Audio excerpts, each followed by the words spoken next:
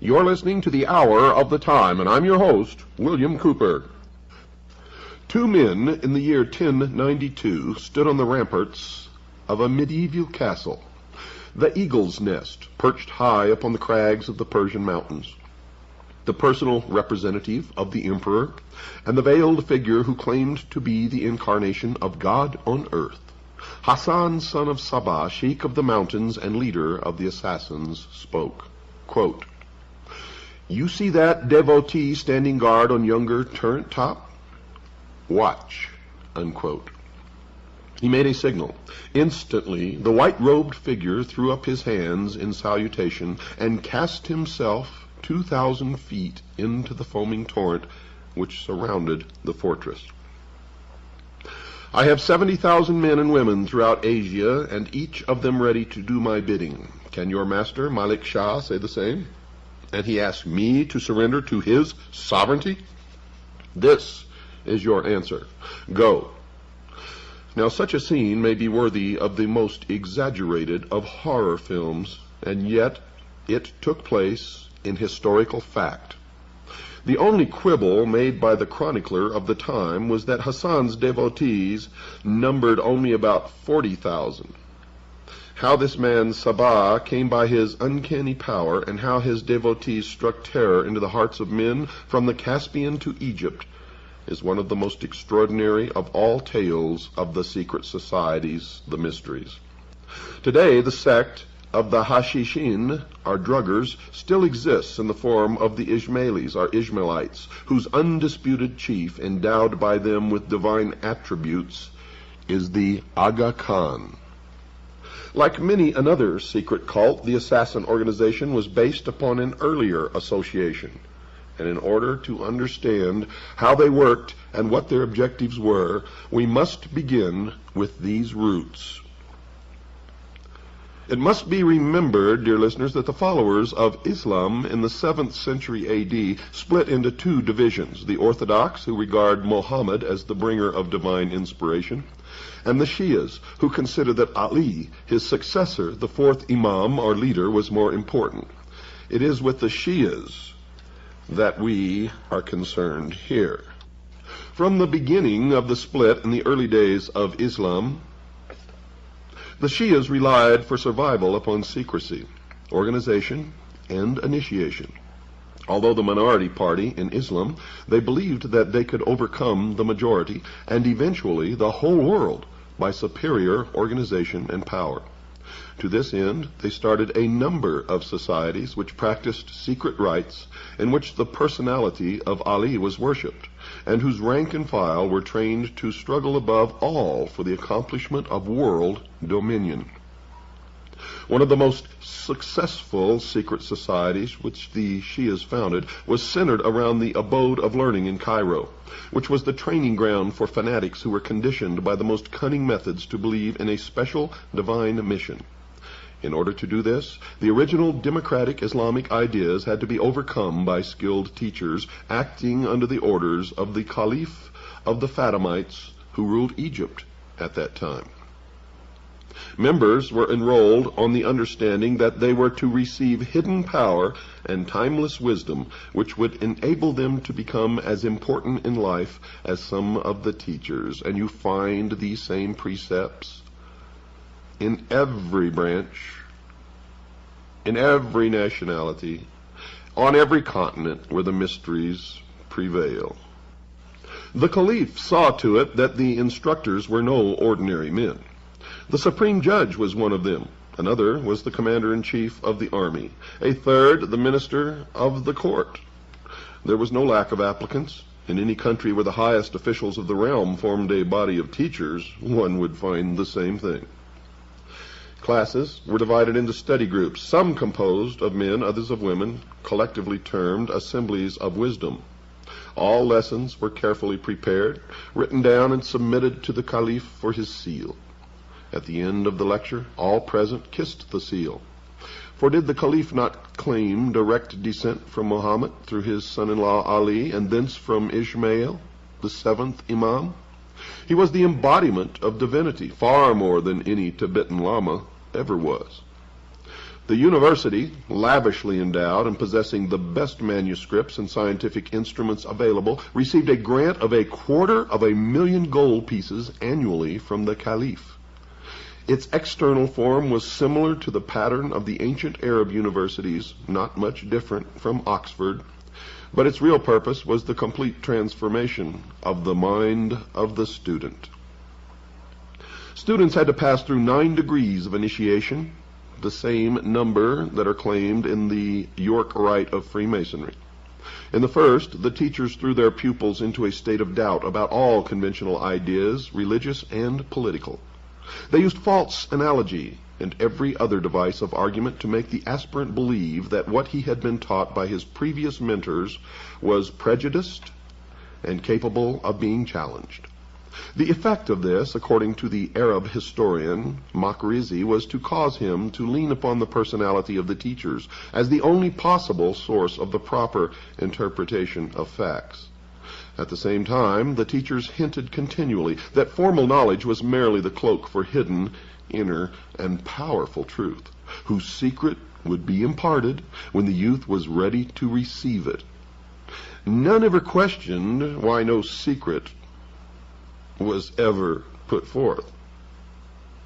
This confusion technique was carried out until the student reached the stage where he was prepared to swear a vow of blind allegiance to one or other of his teachers. This oath, together with certain secret signs, was administered in due course, and the candidate awarded the first degree of initiation. The second degree took the form of initiation into the fact that the Imams, the successors of Muhammad, were the true and only sources of secret knowledge and power. Imams inspired the teachers, therefore the student was to acknowledge every saying and act of his appointed guides as blessed and divinely inspired. In the third degree, the esoteric names of the 7 Imams were revealed, and the secret words by which they could be conjured, and by which the powers inherent in the very repetition of their names could be liberated and used for the individual, especially in the service of the sect. In the fourth degree, the succession of the 7 mystical lawgivers and magical personalities was given to the learner. These were characterized as Adam, Noah, Abraham, Moses, Jesus, Muhammad, and Ishmael. There were 7 mystical helpers: Seth, Shem, Ishmael, Aaron, Simon, Ali, and Muhammad, the sons of Ishmael. This last was dead, but he had a mysterious deputy who was the Lord of the time, authorized to give his instructions to the people of truth, as the Ismailis called themselves. This hidden figure gave the Caliph the power to pretend that he was acting under even higher instructions. The fifth degree named 12 apostles under the 7 prophets, whose names and functions and magical powers were described. In this degree, the power to influence others by means of personal concentration was supposed to be taught. One writer claims that this was done merely by the repetition for a period of 3 years to train the mind of the magical word Ak-Zapt-I. To obtain the 6th degree involved instructions in the methods of analytical and destructive argument, in which the postulant had to pass a very stiff examination. The 7th degree brought revelations of the great secret that all humanity and all creation were one, and every single thing was a part of the whole, which included the creative and destructive power. the androgynous god. But as an Ishmaeli, the individual could make use of the power which was ready to be awakened within him and overcome those who knew nothing of the immense potential of the rest of humanity. This power came through the aid of the mysterious power called the Lord of the Time.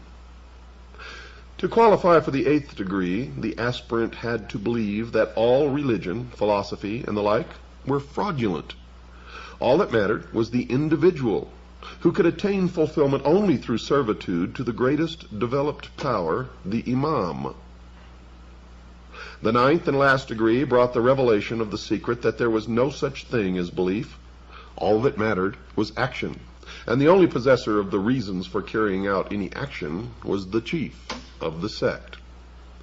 As a secret society, the organization of the Ishmaelis, as outlined above, was undoubtedly powerful and seemed likely to produce a large number of devotees who would blindly obey the orders of whomever was in control of the edifice. But, as with many other bodies of this kind, there were severe limitations from the point of view of effectiveness. Perhaps the phase of revolt or subversion planned by the society did not in the end get underway. Perhaps it was not intended to work by any other means than training the individual. Be that as it may, its real success extended abroad only to Baghdad in 1058, where a member gained temporary control of Baghdad and coined money in the Egyptian caliph's name. Now this sultan was slain by the Turks, who now entered the picture, and the Cairo headquarters was also threatened. By 1123, the society was closed down by the vizier Afdal. The rise of Turkish power seemed to have discouraged the expansionist Cairo sect so strongly that they almost faded out, and very little is heard of them after that date. It was left to Hassan, son of Sabah, the old man of the mountains, to perfect the system of the ailing secret society and found an organization which has endured for another 1,000 years. Who was Hassan? Well, he was the son of a Shia, Ali worshipper, in Khorasan, a most bigoted man who claimed that his ancestors were Arabs from Kufa. Now, this assumption was probably due to the fact that such a lineage bolstered up claims to religious importance then as now among Muslims. You see, the people of the neighborhood, many of them also Shias, stated very decisively that this Ali was a Persian, and so were his forebears. So it is generally thought that this is the truer version. As the governor of the province was an Orthodox Muslim, Ali spared no efforts to assume the same guise. Now this is considered to be completely permissible, the doctrine of intelligent dissimulation. As there was some doubt as to his reliability in the religious sense, he retired into a monastic retreat and sent his son Hassan to an Orthodox school. This school was no ordinary one. It was a circle of disciples presided over by the redoubtable Imam Muwafiq, about whom it was said that every individual who enrolled under him eventually rose to great power. It was here that Hassan met Omar Khayyam, the tent-maker poet and astronomer, later to be the poet laureate of Persia. Another of his schoolmates was Nizam al-Mulk, who rose from peasanthood to become prime minister. These three made a pact, according to Nizam's autobiography, whereby whichever one rose to high office first would help the others. And that tenet has survived to this day. It is how their own infiltrate all levels of society, military, and government, and then pull their brothers up into positions below them. It is the method for infiltrating and controlling large masses, populations, governments, military organizations, and society as a whole. Nizam the courtier became vizier to Alp Arslan, the Turkish Sultan of Persia, in a very relatively short time. He helped Omar in accordance with his vow, and secured him a pension which gave him a life of ease and indulgence in his beloved Nishapur, where many of his Rubaiyat poems were written. Meanwhile, Hassan remained in obscurity, wandering through the Middle East, waiting for his chance to attain the power of which he had dreamed. Arslan the Lion died and was succeeded by Malik Shah. Suddenly Hassan presented himself to Nizam, demanding to be given a place at court. Delighted to fulfill his childhood vow, the vizier obtained for him a favored place and relates what transpired thus in his autobiography. Quote, I had him made a minister by my strong and extravagant recommendations. Like his father, however, he proved to be a fraud, hypocrite, and a self-seeking villain. He was so clever at dissimulation that he appeared to be pious when he was not, and before long he had somehow completely captured the mind of the Shah. Unquote. Now Malik Shah was young, and Hassan was trained in the Shia art of winning people over by apparent honesty, which means it has the appearance or the look of honesty, but truly is not. Just as the notice of apparent violations sent by the FCC. But Nizam was still the most important man of the realm, with an impressive record of honest dealing and achievements. Hassan decided to eliminate him. The king had asked in that year, 1078, for a complete accounting of the revenue and expenditure of the empire, and Nizam told him that this would take over a year. Hassan, on the other hand, claimed that the whole work could be done in 40 days and offered to prove it. There's that 40 days again. The task was assigned to him, and the accounts were prepared in the specified time. Something went wrong at this point. The balance of historical opinion holds that Nizam struck back at the last moment, saying, quote, By Allah, this man will destroy us all unless he is rendered harmless, though I cannot kill my playmate. Unquote. And whatever the truth may be, it seems that Nizam managed to have such disparities introduced into the final calligraphic version of the accounts that when Hassan started to read them, they appeared so absurd that the Shah, in fury, ordered him to be exiled. As he had claimed to have written the accounts in his own hand, Hassan could not justify their incredible deficiency and could not slough the blame off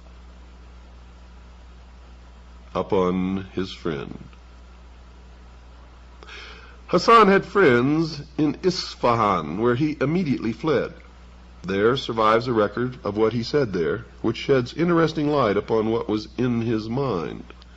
One of these friends, Abu al-Fazal, notes that Hassan, after reciting the bitter tale of his downfall, shouted these words in a state of uncontrollable rage. Quote, If I had just two devotees who would stand by me, then I would cause the downfall of that Turk and that peasant. Unquote. Fazal concluded that Hassan had taken leave of his senses and tried to get him out of this ugly mood. Hassan took umbrage and insisted that he was working on a plan and that he would have his revenge. He set off for Egypt, there to mature his plans. Fazal was himself later to become a devotee of the assassin chief, and Hassan, 2 decades later, reminded him of that day in Isfahan. Here I am at Alamut, master of all I survey, and more. The Sultan and the peasant vizier are dead. Have I not kept my vow? Was I the madman you thought me to be? I found my 2 devotees who were necessary to my plans. Unquote. Hassan himself takes up the story of how his fortunes fared after the flight from Persia. He had been brought up in the secret doctrines of Ishmaelism, the Arab branch of the mysteries, and recognized the possibilities of power inherent in such a system. He knew that in Cairo there was a powerful nucleus of the society, and if we are to believe the words of Fazal, he already had a plan whereby he could turn their followers into disciplined, devoted fanatics willing to die for a leader. What was this plan? Well, he had decided that it was not enough to promise paradise, fulfillment, eternal joy to people. He would actually show it to them.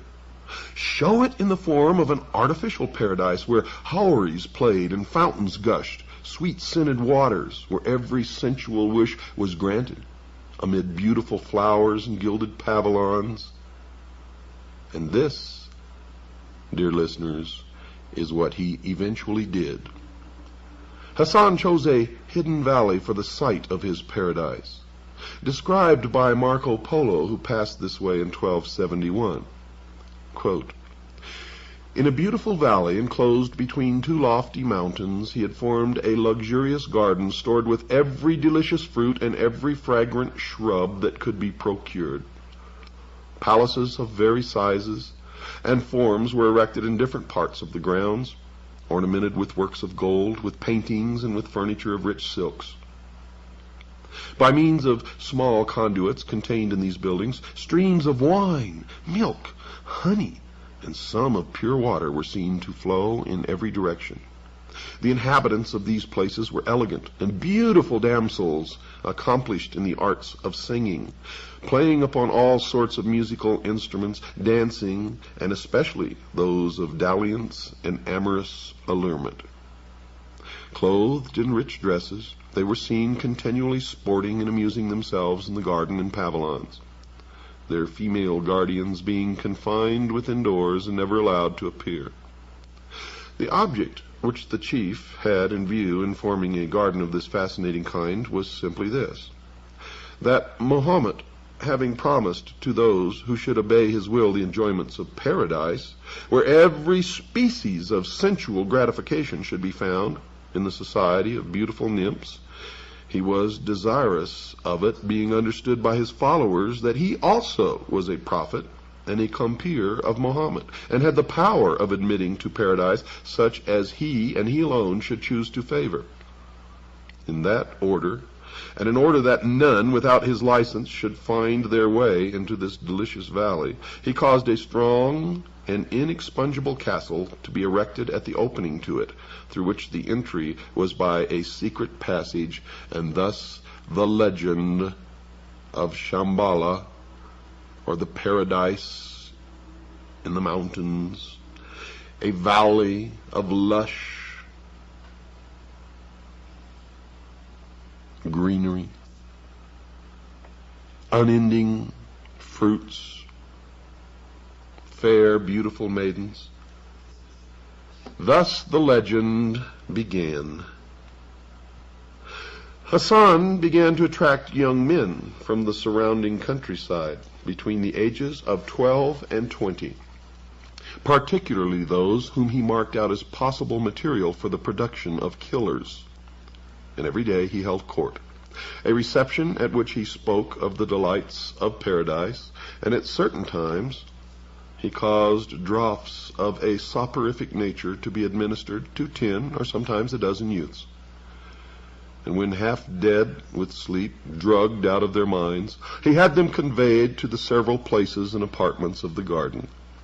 Upon awakening from this state of lethargy, their senses were struck by all the delightful objects, and each perceiving himself surrounded by lovely damsels, singing, playing, and attracting his regards by the most fascinating caresses, serving him also with delicious viands and exquisite wines, until, intoxicated with excess and enjoyment, amidst actual, real rivers of milk and wine, he believed himself assuredly in paradise, and felt an unwillingness to relinquish its delights. When 4 or 5 days had thus been passed, they were thrown once more into a state of somnolency, and drugged and carried out of the garden. Then, upon being carried to his presence and questioned by him as to where they had been, their answer was, "In paradise, through the favor of your highness." And then, before the whole court, who listened to them with eager astonishment and curiosity, they gave a circumstantial account of the scenes to which they had been witnesses. The chief, thereupon addressing them, said, quote, "We have the assurance of our prophet that he who defends his Lord shall inherit paradise. And if you show yourselves to be devoted to the obedience of my orders, that happy lot awaits you," unquote. Now, suicide was at first attempted by some to be able to return to the paradise that they had just left, not knowing that it was an illusion. But the survivors were early told that only death in the obedience of Hassan's orders could give the key to paradise. And in the 11th century, it was not only credulous Persian peasants who would have believed such things were true. Even among the more sophisticated people, the reality of the gardens and houris of paradise were completely accepted. True, a good many Sufis preached that the garden was allegorical, but that still left more than a few people who believed that they could trust the evidence of their senses. The Ancient Art of Imposture by Abdul Rahman of Damascus gives away another trick of Hassan's. You see, he had a deep, narrow pit sunk into the floor of his audience chamber. One of his disciples stood in this in such a way that his head and neck alone were visible above the floor, and around the neck was placed a circular dish in two pieces which fitted together, with a hole in the middle. And this gave the impression that there was a severed head on a metal plate standing on the floor. Now, in order to make the scene more plausible, if that is the word, Hassan had some fresh blood poured around the head on the plate. Then the recruits were brought in, the initiates. "Tell them," commanded the chief, "what thou hast seen." Then the disciple, appearing as a head on the plate, described the delights of paradise. Quote, "You have seen the head of a man who died, whom you all knew. I have reanimated him to speak with his own tongue," unquote. And then he would really sever treacherously the man's head in real earnest, and stuck for some time somewhere that the faithful would see it. And the effect of this conjuring trick, plus murder, increased the enthusiasm for martyrdom to the required degree, and gave him unbelievable control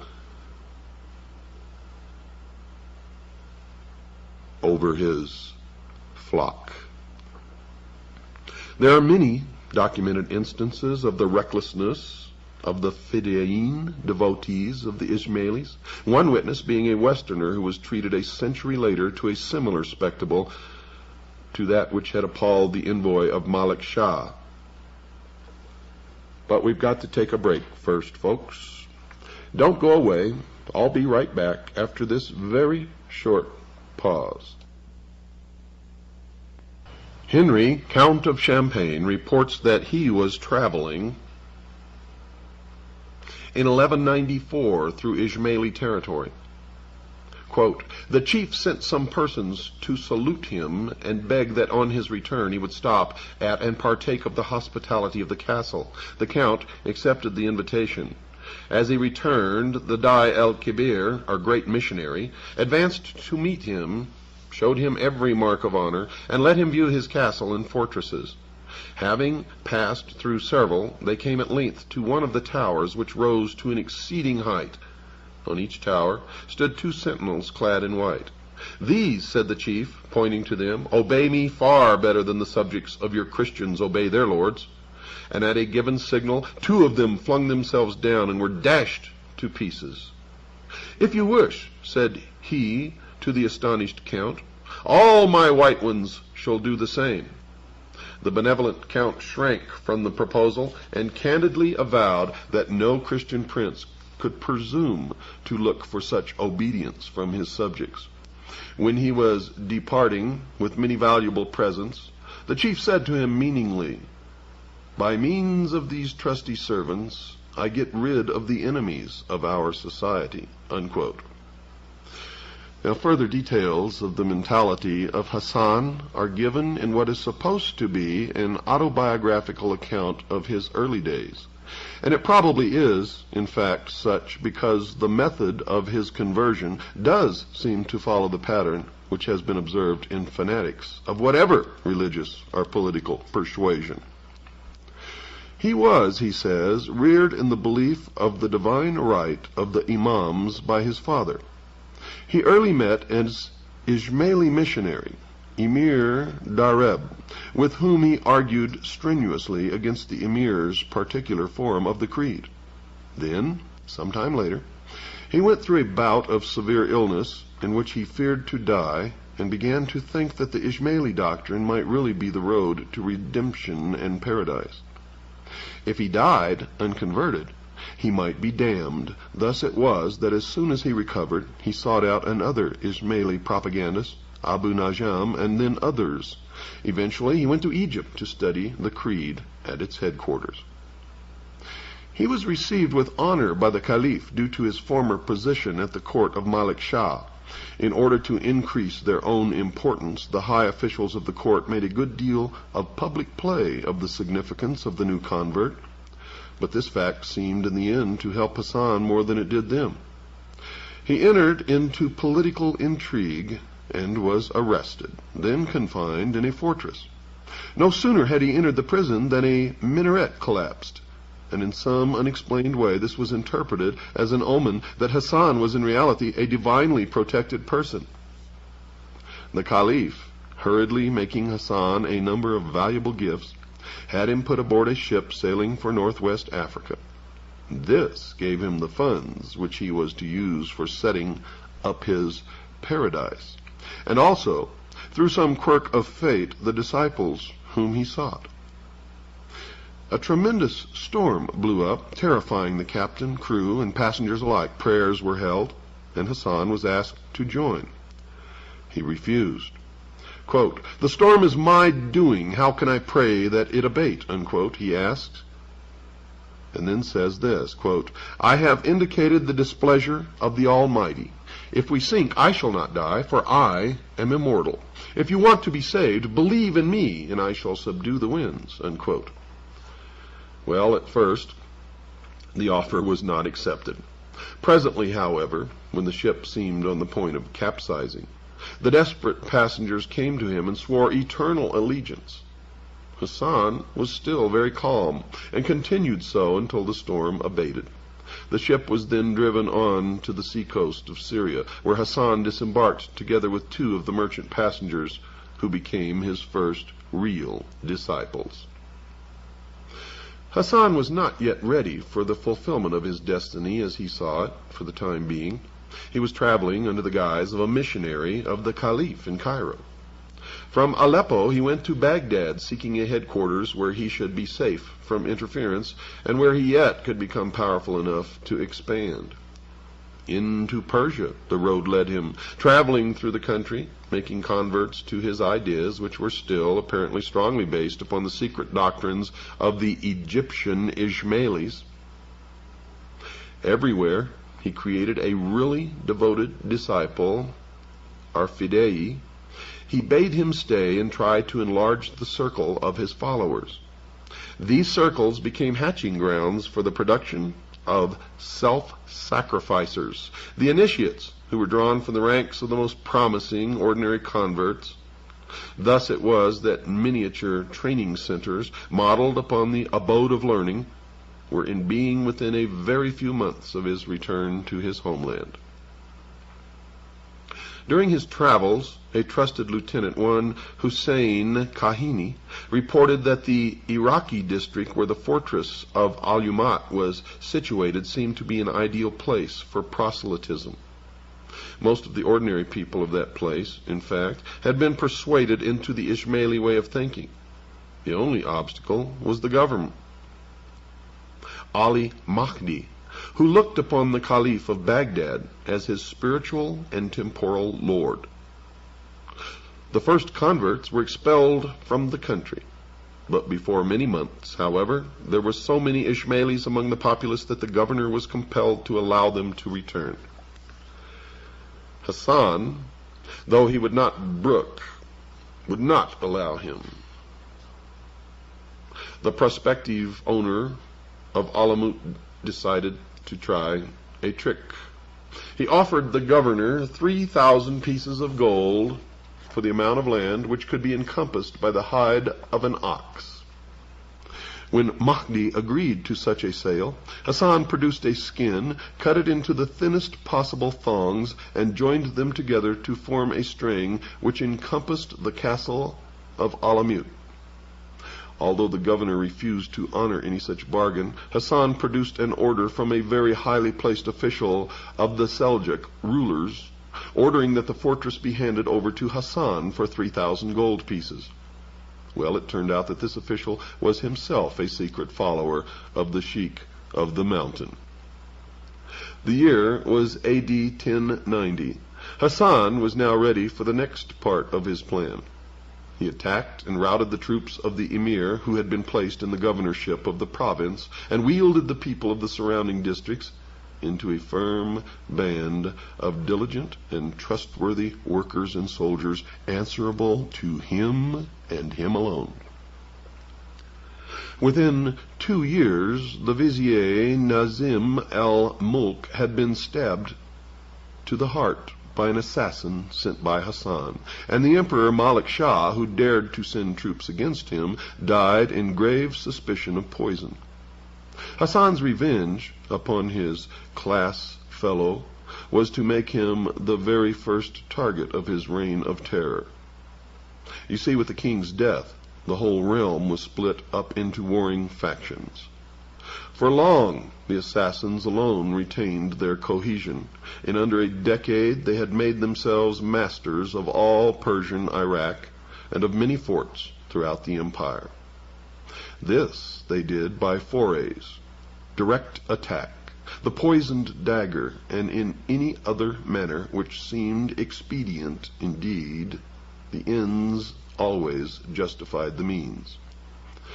The Orthodox religious leaders pronounced one interdict after another against their doctrines, all to no effect. By now, the entire loyalty of the Ismailis under him had been transferred from the Caliph to the personality of the Sheik of the Mountain, who became the terror of every prince in that part of Asia, the Crusader chiefs included. Despite and despising fatigues, dangers, and tortures, the assassins joyfully gave their lives whenever it pleased the great master, who required them either to protect himself or to carry out his mandates of death. The victim, having been pointed out, the faithful, clothed in a white tunic with a red sash, the colors of innocence and blood, went on their mission without being deterred by distance or danger. Having found the person they sought, they awaited the favorable moment for slaying him, and their daggers very seldom ever missed their aim. Richard the Lionheart was at one time accused of having asked the Lord of the Mountain to have Conrad of Montferrat killed, a plot which was carried out thus, quote, 2 assassins allowed themselves to be baptized, and placing themselves beside him, seemed intent only on praying. But the favorable opportunity presented itself.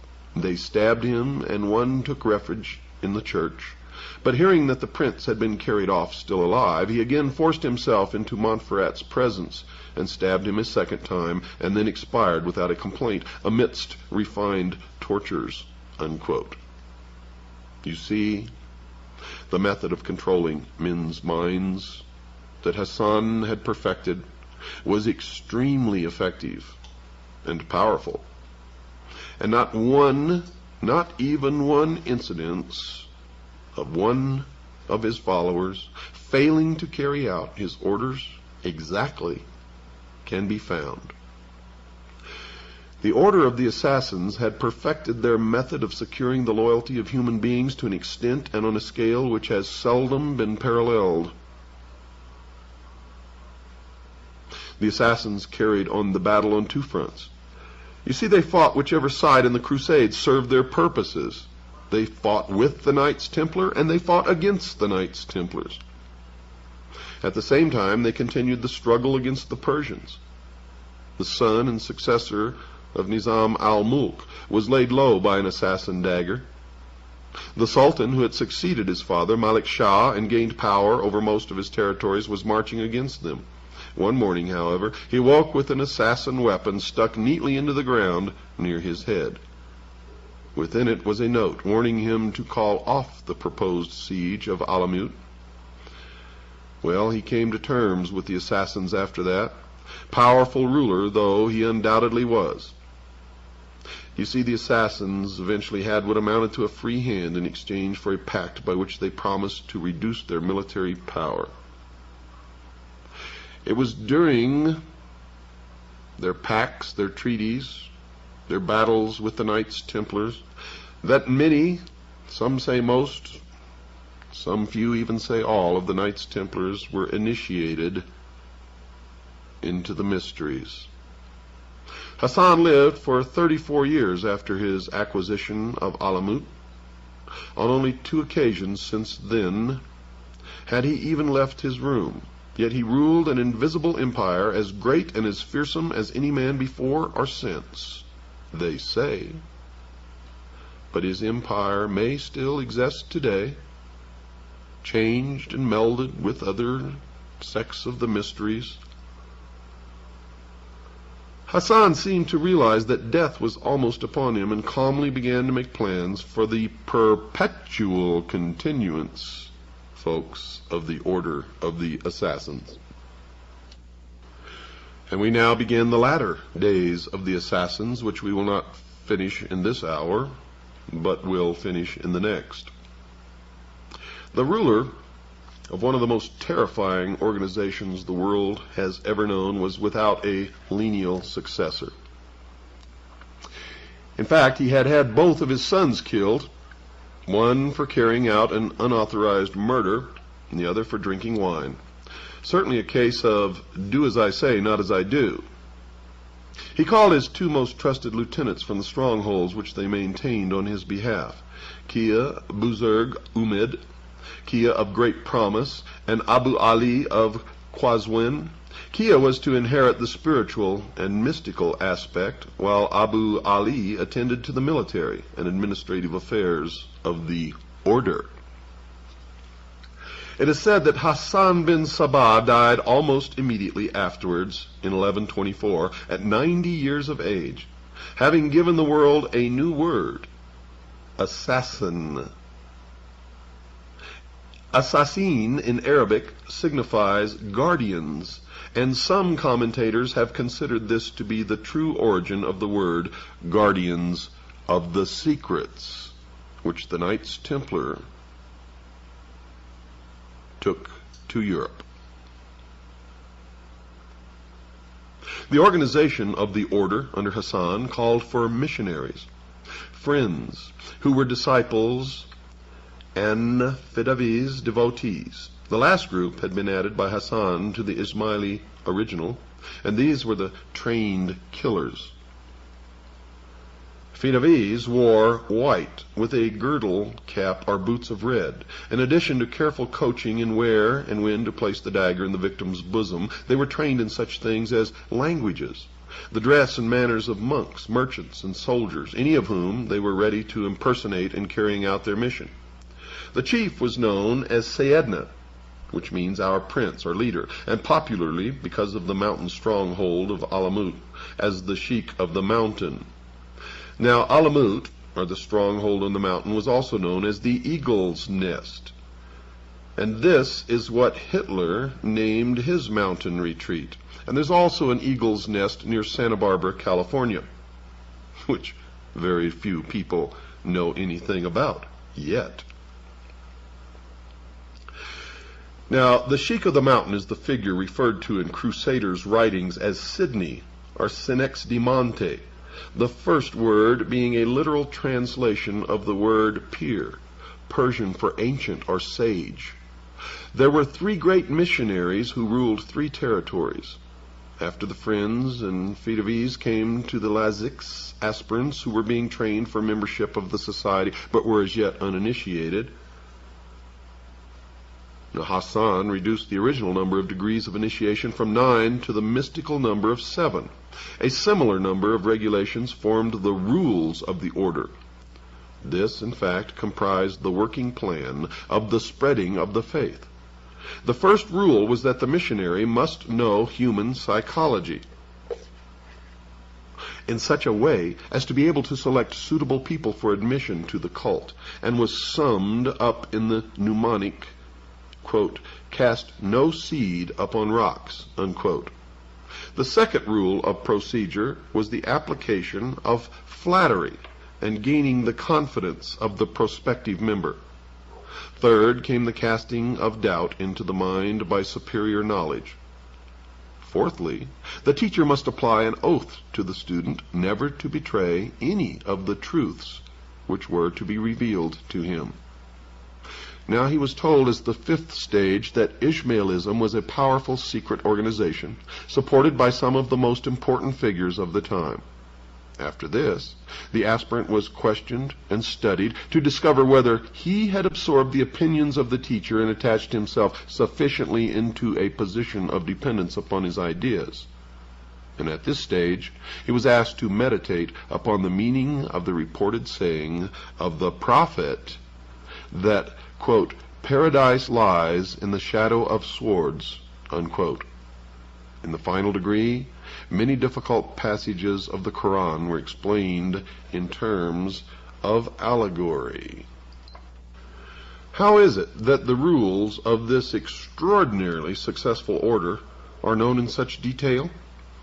Well, it so happened that when the Mongols eventually overthrew Alamut by force of arms, their chief, Halaku, meaning destruction, Khan, asked his chief minister to examine their library.